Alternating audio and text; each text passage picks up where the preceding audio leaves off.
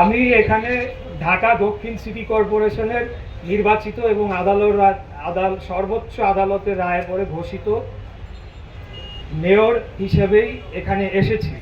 এখানে এটা প্রতিষ্ঠা পাওয়া দরকার। আমি সাংবাদিক ভাই বোনেদের প্রতি, আপনারা অনেক আমাকে আমার রাজনীতির শুরু থেকে এখানে অনেকেই আছেন, আমি দেখতে পাচ্ছি অনেকভাবে সমর্থন করেছেন। আসলে হয়তো বা আমার কাজটি ভালো ছিল বা কাজগুলো ভালো ছিল, তাই সমর্থন পেয়েছি।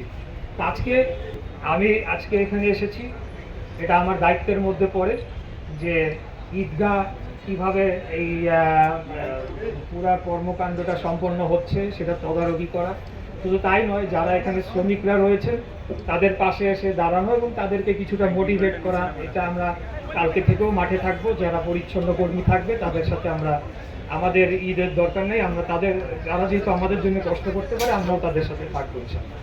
তো সেই পরিপ্রেক্ষিতে আজকে আমি এখানে এসেছি, পরিদর্শন করলাম। তো আমার কাছে মনে হয়েছে যে যথেষ্ট নিরাপত্তা বলয় ইতিমধ্যে আমি দেখতে পেয়েছি এবং একটা বৃষ্টি হওয়ার যেহেতু ঝুঁকি ছিল, আমাকে কর্মকর্তা বৃন্দরা জানিয়েছেন যে এখানে সেই ধরনের ব্যবস্থা নেওয়া হয়েছে যাতে বৃষ্টি হলেও আমাদের যারা নামাজ পড়বেন তাদের যাতে কোনো মুসল্লিদের কোনো সমস্যা তৈরি না হয়।